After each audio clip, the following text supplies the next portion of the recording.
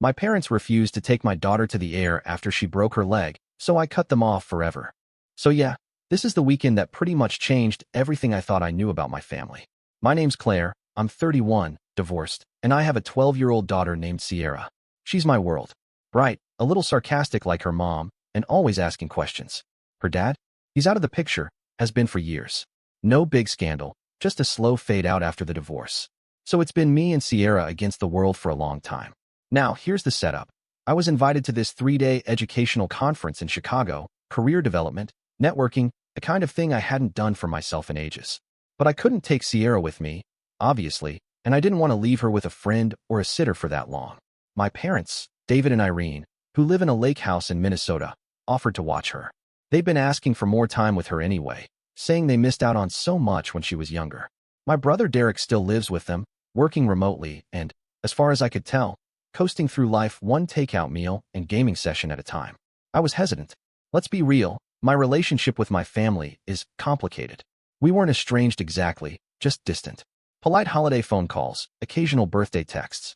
But I figured, maybe Sierra deserves a chance to know them better. So I said yes. Packed her weekend bag, gave her the big mom speech about being polite and listening, and dropped her off Friday morning before catching my flight. I should have trusted my gut. I came back Sunday night. Late.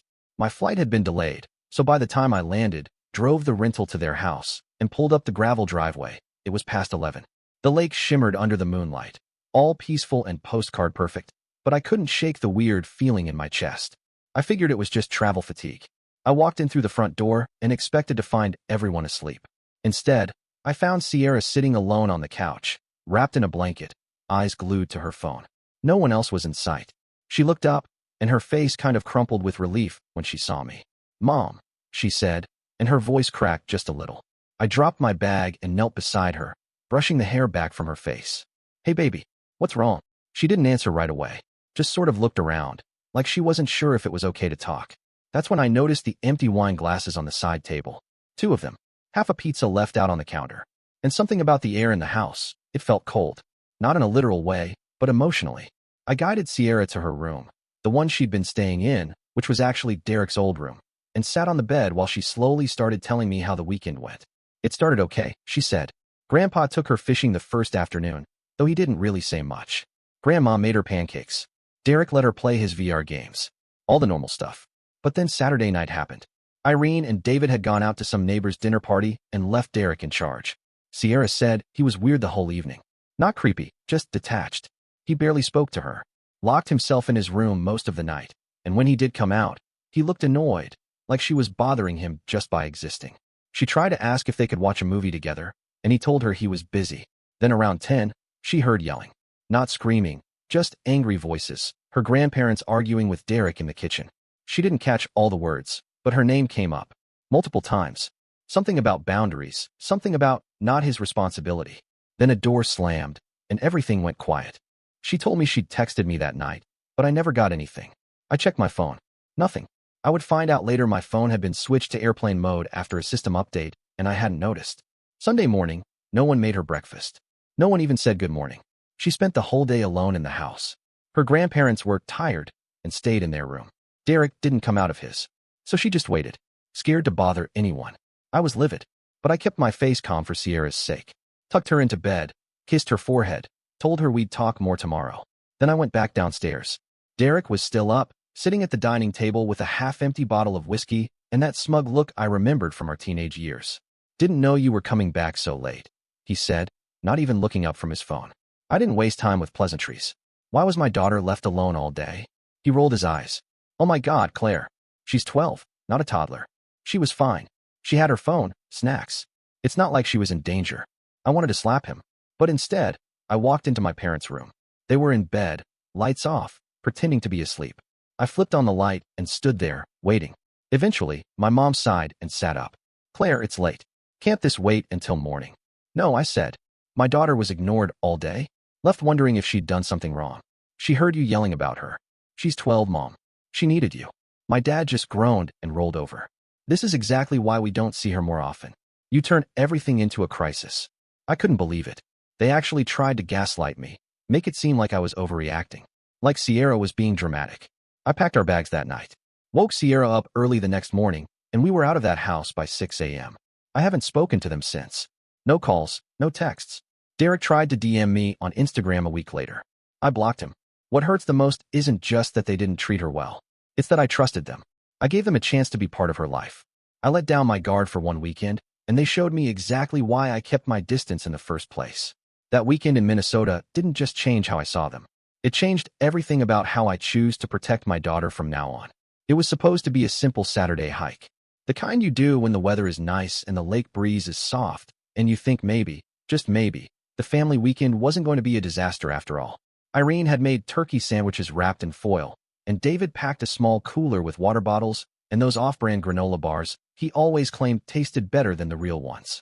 Derek brought his camera, said he wanted to get some shots of the waterfall trail. Sierra was excited about it. She'd brought her sketch pad and said she wanted to try drawing the water cascading over the rocks. We were about halfway to the falls when it happened. The trail curved into a narrow ridge with a drop on one side and a slope of wet leaves on the other. Sierra was walking ahead of me, maybe 3 or 4 steps in front. I remember her turning around to say something, one foot hitting a slick patch, and then she just vanished from the trail like someone had pulled her down by the ankle. The sound of her scream was short but sharp. It punched through the quiet trees and hit me square in the chest. I dropped everything and ran down the slope, sliding on my hands and knees, branches clawing at my legs until I found her. She was crumpled at the bottom of the incline, maybe 10 feet below the trail, sitting up but pale and breathing in these panicky little gasps. She kept saying, "It hurts, and her left leg was bent in a way that legs shouldn't bend.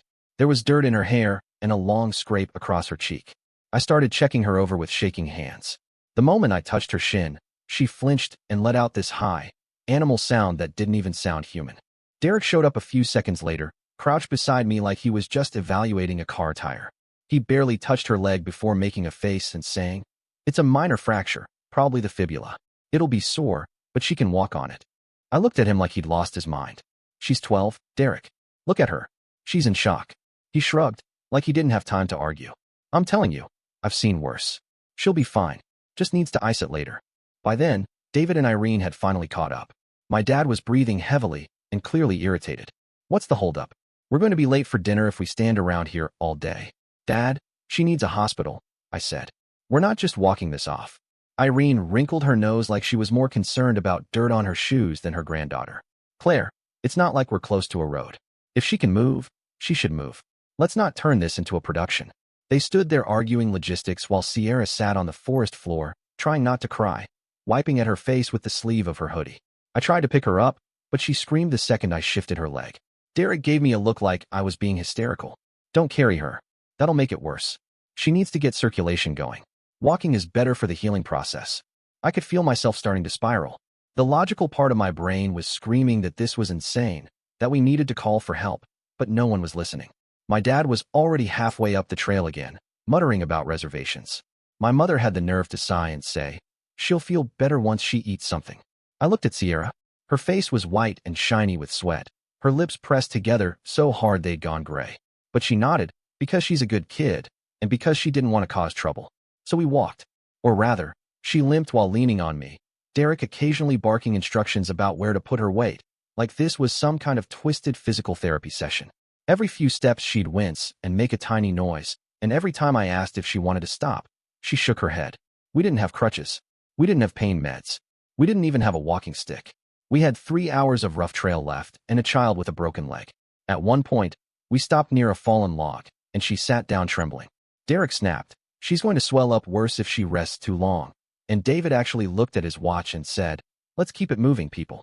They'll hold our table for 15 minutes, max." I couldn't believe it. I just kept repeating that in my head. This can't be real. This can't be happening. This is my family. Sierra looked up at me, her eyes wet but determined, and I hated that she was trying so hard to be tough in front of people who didn't even deserve her effort. By the time we reached the parking lot, her leg was visibly swollen, her shoe didn't fit anymore, and she was practically crawling up the last incline. I didn't even bother talking to them. I put her in the back seat of my rental, texted a friend from Chicago, and drove straight to the nearest urgent care. X-rays confirmed a fracture. Not just a hairline crack like Derek had claimed. Full fracture. The doctor was stunned she'd been made to walk on it.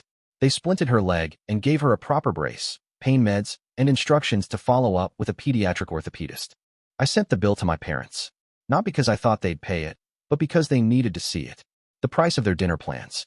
The cost of being heartless. They never responded. Not one word. When we finally got back to the house, the sun was already slipping low behind the trees and casting these long, mean shadows through the windows. Everything looked normal from the outside. The same lake view, the same flower beds my mother pruned like her reputation depended on it, but the air inside felt like a lie. Derek headed straight for the fridge and pulled out a soda. My dad wandered into the living room, muttering something about changing his shoes. Meanwhile, Sierra was barely conscious in the back seat, her face drawn tight with pain, and I had to carry her inside myself because nobody offered to help. I laid her down gently on the couch. She winced and sucked in her breath as I tried to adjust a pillow under her knee. Her leg was swollen twice its normal size by then, and the whole area below the knee had started to turn this deep, unnatural purple. I begged them again to take her to the hospital. I said it loud, with the kind of voice that makes strangers stop and stare, but it was like screaming into a void. She's resting now, Derek said from behind his glass of soda. I gave her ibuprofen. We'll elevate the leg, ice it, and it'll be fine. Dinner's in 40 minutes, David added, glancing at the clock like we were just dealing with a minor household inconvenience. We can't be late. You're not seriously leaving her here alone, I said, even though I already knew the answer. Irene walked in holding her purse and keys and shot me a look like I was the irrational one. We've been planning this dinner for 2 weeks, Claire. Sierra will be fine. There's water on the table. Her leg is propped up, and she's had medication. Let's not be dramatic. She's 12, I snapped. Her leg is broken. She's 12, Irene echoed back, voice sharp. Not helpless. And then she did something I still can't believe, even now. She walked over, took Sierra's phone out of her hoodie pocket without a word, and dropped it into her purse. She won't need it tonight. I don't want her staring at a screen while she's supposed to be resting. That's when I realized the landline wasn't working either. I'd noticed earlier in the weekend when I tried to make a call from the kitchen and the receiver just blinked no signal. They never got it fixed. Never cared. And now my daughter was lying on a couch in a house by a lake. No neighbors nearby. No working phone. No cell. No way to call for help if something went wrong. I tried one last time. I stood in front of the door while they gathered their coats. She could go into shock, I said. She might need more pain meds. She needs supervision. Derek, still nursing that smug expression, said, Claire, you're being neurotic. She's stable. We'll be back in 2 hours. And then they left. All of them. My father driving, my mother in the passenger seat, Derek in the back like they were heading out for a normal evening, like my daughter wasn't in their living room crying into the armrest of a couch while her leg throbbed with every heartbeat. The door clicked shut behind them, and the silence that followed felt physical, like it pressed down on the house from every direction. I didn't know what to do.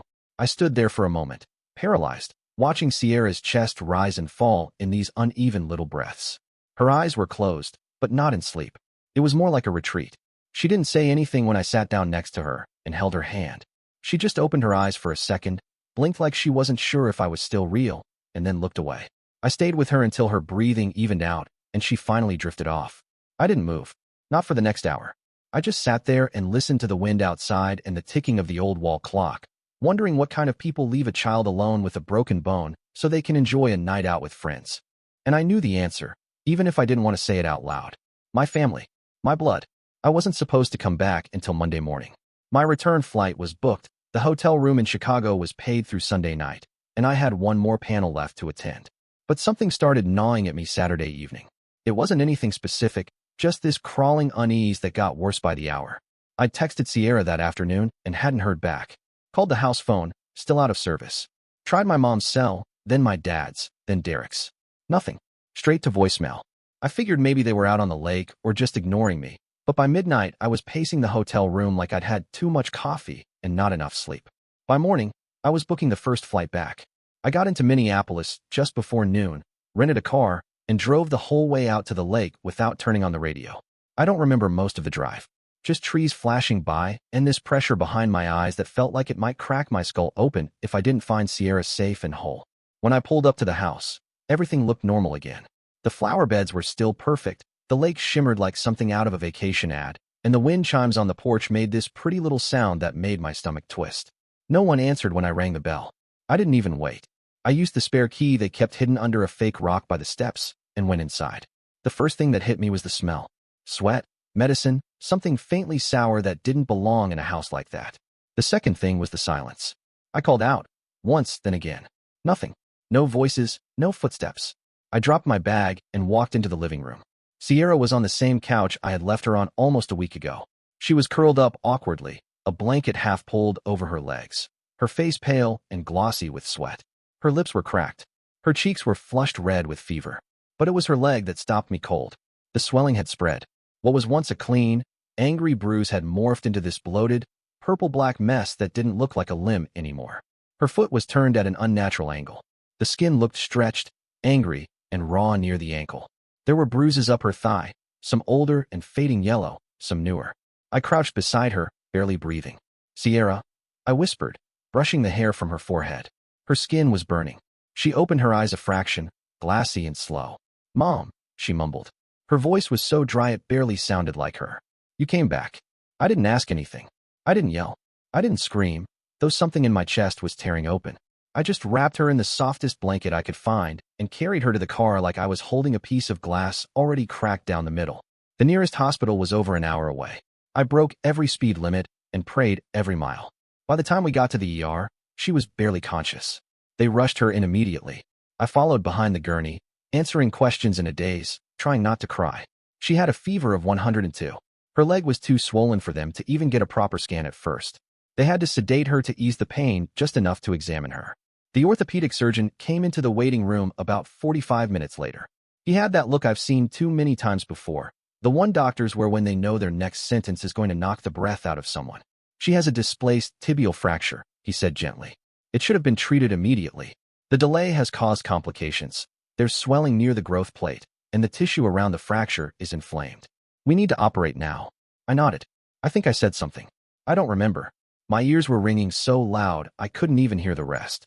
All I could think about was the fact that my daughter had been lying in that house for days, in pain, with no one watching her, no one checking her fever, no one giving a damn.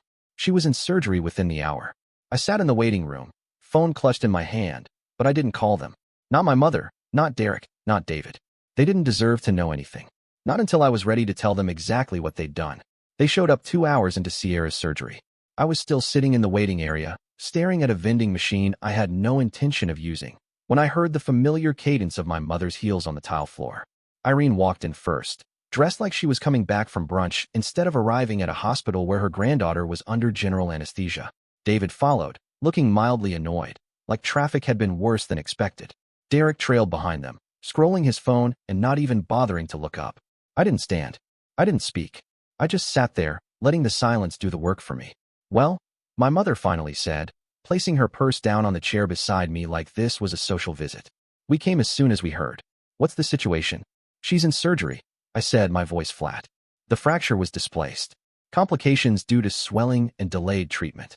The words the surgeon used were avoidable and serious. David let out a breath through his nose, like this was all a bit much. "Look, Claire, you didn't give us much warning. We would have come sooner if we knew it was something major." "If you knew?" I repeated, not even bothering to hide the disbelief. She was feverish, bruised, swollen, and immobile. She couldn't walk. She couldn't sleep. "And you left her alone." My mother gave me that tired, tight-lipped smile she always used when she thought I was being difficult. "Claire, don't be dramatic. It was just dinner. We thought she'd rest." Derek said it wasn't serious. Derek looked up from his phone then, eyes narrowed. And I stand by that. I examined her. It looked like a mild fracture. Stable. "You're acting like we left her to die." "You did," I said, rising to my feet so quickly the chair scraped loudly against the floor. "You left a child, your niece, your granddaughter, alone, in pain, with a fractured tibia, no medication, no phone, no adult supervision. For days." David crossed his arms. "Don't twist this into some horror story. We thought you were coming back sooner." "She couldn't reach me," I said, my voice sharper now. "Because Mom took her phone. Because the landline didn't work. Because no one thought it was important enough to fix. You took her voice, her access to help, and then you vanished." My mother opened her mouth to speak, but I cut her off. "Save it. I've heard enough excuses from all of you to last a lifetime. You stood there and watched her limp across 3 miles of uneven trail because dinner with your friends was more important than getting her medical care. And now you have the audacity to show up here and act like this is inconvenient." Derek scoffed, leaning back against the wall. "You're just being overprotective. She's a kid. Kids bounce back." I turned to him, the anger in me settling into something colder, sharper. "You're a doctor. You knew better. And you still let her suffer. He didn't reply. None of them did. I don't want you here, I said, and the words came out quiet but solid, heavier than I expected. You don't get to sit in this waiting room like you're part of her life. You don't get to pat yourselves on the back for showing up now that the hard part is over. You failed her, and you don't get another chance. My mother blinked, caught off guard for once. Claire, don't overreact. I walked over to the nurse's station, motioned to the charge nurse, and said, loud enough for everyone to hear, they're not family. Please ask them to leave. She didn't even hesitate. Of course. Security wasn't necessary. They left without a scene, just a lot of quiet muttering and the sound of my mother sighing like I'd just embarrassed her in front of the country club. The hallway was still again, and for the first time in years, so was I. The day after the surgery, I sat in the hospital cafeteria with a coffee I didn't touch and made 3 phone calls. One to my employer, letting them know I'd need additional time off. One to the police department in the jurisdiction where my parents lived, just to start documenting things. And one to a law firm that handled family protection and child endangerment cases. I didn't cry during any of them. I didn't even feel much. It was like my body had entered some cold, automatic mode, just checking boxes, just making things happen, because if I stopped to think about any of it too long, I was afraid I'd scream in public. The lawyer I spoke to that afternoon was named Melissa. Sharp, calm, and with a tone that didn't ask permission to take control of a situation. She didn't flinch when I told her everything. How Sierra had been forced to hike with a fracture, how she was left alone with no way to contact help, how her phone was confiscated, how Derek, a medical professional, dismissed the injury as minor without an x-ray or follow-up, and how my parents treated the entire emergency like it was a scheduling inconvenience. She asked if I had documentation. I told her yes. I had the hospital records. I had the timeline from the emergency intake. I had photographs of the bruising, the swelling, the fever chart logged by the nurses. I had text records showing my attempts to reach them. I even had screenshots of a family group chat I was excluded from. Melissa filed the paperwork the next morning. Emergency protective order. No contact. Temporary at first, but it would become permanent soon enough. She helped me write formal letters, legal, impersonal, direct. One addressed to my mother and father. One to Derek. Each included a brief summary of what occurred, the attached medical records, and a statement that neither Sierra nor I wished to be contacted again. The letters were sent by certified mail, signature required. Melissa advised me not to include anything emotional. No pleas. No explanations. Just facts. Just boundaries. I agreed. The time for feelings had passed. I changed my number the same day. New SIM card. New carrier. I deleted old voicemails and blocked every number I didn't recognize. I scrubbed our location from every shared app. I updated Sierra's school records, flagged our file for restricted contact, and made sure her emergency list only had 2 names, me and her pediatrician. That night, after we were back home and she was tucked into her own bed with her leg elevated and her fever finally gone, I sat beside her and asked if she wanted to talk about anything. She hesitated for a moment, then said quietly, I don't trust them anymore. Not Grandpa, not Grandma, not Uncle Derek. I didn't push. I just nodded and told her I understood. She turned her face toward the wall and added, almost too soft to hear, they knew I was hurting, and they didn't care. I didn't tell her I'd already filed the papers. I didn't say the restraining orders would be finalized soon. I didn't tell her how the letters had been delivered that morning, how the envelopes had been signed for. I just sat there and held her hand until she fell asleep. She hadn't cried once since the surgery. I knew that kind of silence. It didn't come from strength. It came from learning not to expect safety. And I would never let anyone teach her that lesson again. Recovery didn't happen all at once. It came in pieces, small, quiet, unremarkable moments that slowly stitched us back together. There was no grand epiphany, no sudden shift where everything became okay again. It was more like waking up every day and realizing the air was just a little easier to breathe. Sierra's rehab started 2 weeks after the surgery. Twice a week at a small clinic downtown with a physical therapist named Robin, who had the patience of a saint and the sense of humor Sierra didn't know she needed. At first, Sierra was stiff, quiet, wary of everyone. But Robin never pushed. She joked, she encouraged, and she listened. Slowly, Sierra started trusting her. Then she started moving. The first time she walked without crutches was a Tuesday morning. I remember because I cried in the parking lot and had to pretend I was just sneezing when she came out grinning. By the time she was cleared for light activity again, she asked if she could rejoin her soccer team. She didn't play right away. She just sat on the bench and handed out water bottles. But she was there. She belonged. That mattered more than I can explain. Work was strange at first. I was behind on everything, had a mountain of emails and project deadlines waiting for me. But my colleagues, People I never thought of as more than passing acquaintances stepped up in ways I didn't expect. Covered meetings, forwarded notes, sent check-ins just to say they were thinking of us. My manager brought over lasagna one night, still hot in the pan, and told me to take another week before worrying about deliverables. And then there was Evan, my ex-husband, Sierra's dad. We'd been civil for years, but distant, parenting from opposite ends of logistics and custody schedules. I didn't even tell him the full story until after Sierra was discharged, but when I did, he showed up. No questions, no judgments, just showed up. Drove down from Wisconsin and stayed 3 nights in the guest room. Sat with Sierra through her first therapy session. Took her to a doctor's appointment when I had to be on a Zoom call. Cooked us breakfast one morning without asking where we kept the frying pan. It wasn't perfect, and it didn't fix everything between us, but it helped. And in the middle of all of it, Sierra and I started making something new.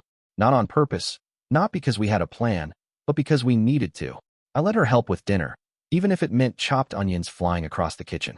We started reading together before bed, switching off chapters, arguing about which characters were annoying, and sometimes laughing so hard we forgot what page we were on. On Sunday nights, we banned screens and curled up under a blanket with tea and bad reality TV. Every Friday, she picked a recipe and we cooked it, no matter how complicated or ridiculous it was. We burned more than one cake. We learned how not to ruin risotto. We made something that felt real. The silence that used to hang over us was gone, replaced by music, by conversation, by the sound of healing. Sierra laughed more. She slept through the night. She stopped asking if her phone would be taken away. She started asking if we could go to the park again, or invite her friend Lily over for lunch. And me? I stopped checking the mailbox for responses that would never come. I stopped rereading the hospital report. I stopped blaming myself for trusting people who didn't deserve it. I focused on the life we had, the one we were building, brick by brick, without any of the rot that used to be baked into the foundation. We didn't just cut them out. We built something better in their absence. A real family. One that shows up, listens, and stays. One that never leaves a child alone with a broken leg and calls it love. It's been 6 months. The brace came off 2 weeks ago. Sierra walked out of the clinic on her own. No limp, no hesitation, just steady steps and a quiet look on her face like she'd finally won something back. We went out for ice cream after, even though it was freezing outside, and she picked the biggest, most ridiculous sundae on the menu. Halfway through, she set her spoon down, wiped her mouth with her sleeve, and said, "I don't miss them, Mom. I miss what they should have been." She didn't say it to be dramatic. She wasn't angry. She said it the way someone might describe the weather, just a quiet observation she'd been carrying around for a while.